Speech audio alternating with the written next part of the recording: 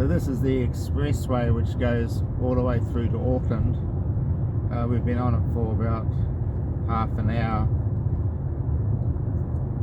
as we've left Hamilton.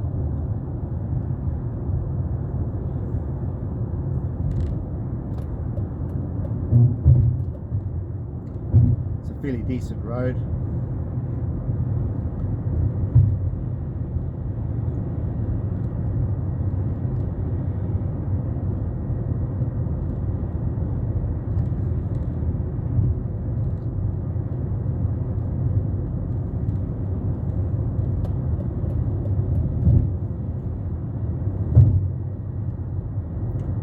Relatively new, it's only been open a couple of years.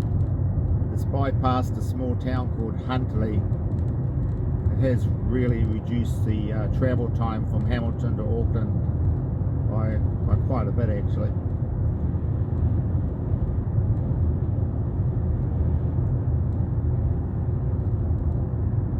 So on this road we can stay continuous now all the way to Auckland, through Auckland without stopping, and north of Auckland up to a place called Silverdale, where it goes back down to just a dual carriageway. But I think within the next couple of years, maybe 3 years, the road they're working on at the moment will be open, and that'll take us on a 4-lane road all the way through to Warkworth. For those of you that know that northern part of Auckland, it's a pretty big deal. It's a fairly long run from Hamilton all the way through. In fact, apart from that small, slowish section through Hamilton, Highway 1 from Taupo is a pretty decent road these days, and it certainly reduces the travel time.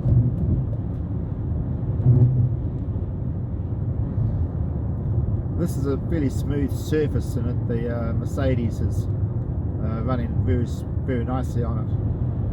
It's got these Pirelli tyres, and I've got to say they're a very quiet tyre. They feel very sure on the road. I'm pretty pleased with them.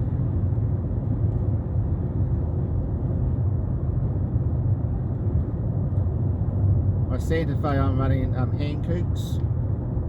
Also a pretty decent Korean tyre, and had a very good run out of those as well.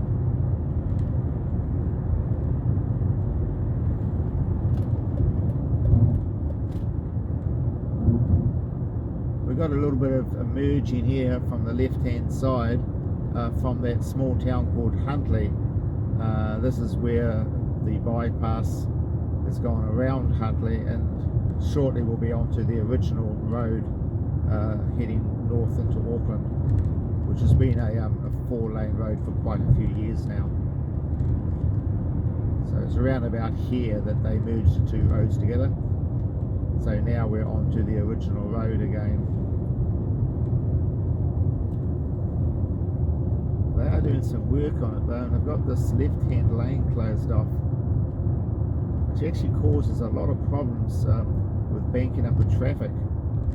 We came up through here a while back, about a month ago, coming north, and this really caused a lot of trouble. It was a end of a holiday weekend, and the traffic was backed up for quite a few kilometres because of this changing from 2 lanes to 1 lane.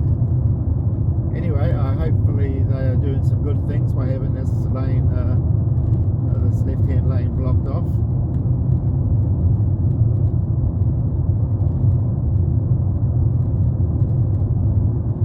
It's only for a few kilometres, and then we go back to our standard road again.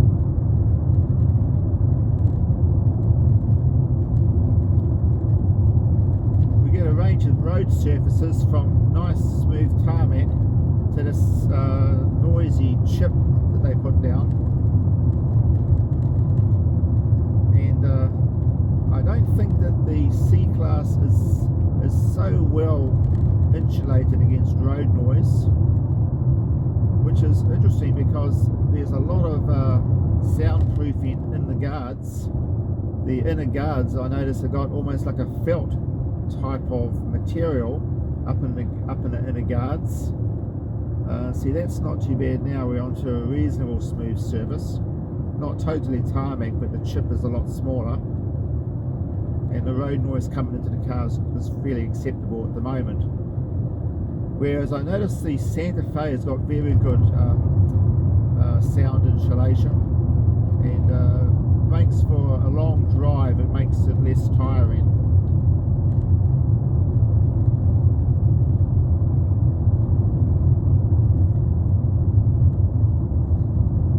I'm going to take an E-Class for a drive in a few weeks and just get a bit of a feel for the how that actually is for quietness on the road.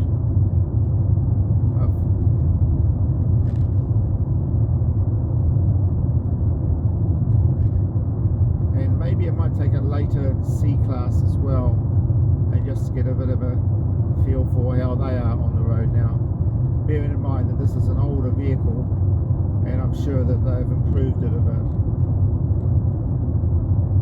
But yeah, I think that it's one of those things that a lot of vehicles get quite an intrusive road noise, especially some of these SUVs that are running some pretty rugged tyres. You know, those tyres tend to give a lot of road noise, which tends to come back into the cabin as well.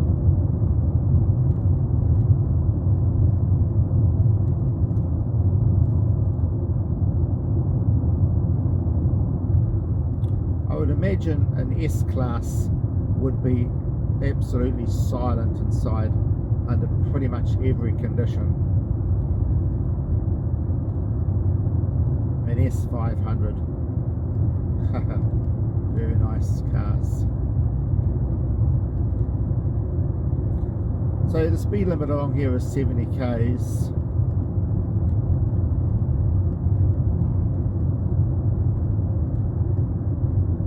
And if they were patrolling it, I think they would get quite a good revenue.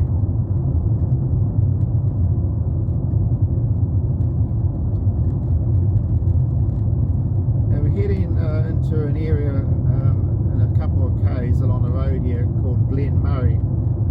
And this is the area that I bring my dirt bikes down to and go riding on the farmland tracks. So I'll point that out to you when we get a little bit closer. It's called Rengagiri, and I'll be coming down this way later on in February and do a bit of riding, which I will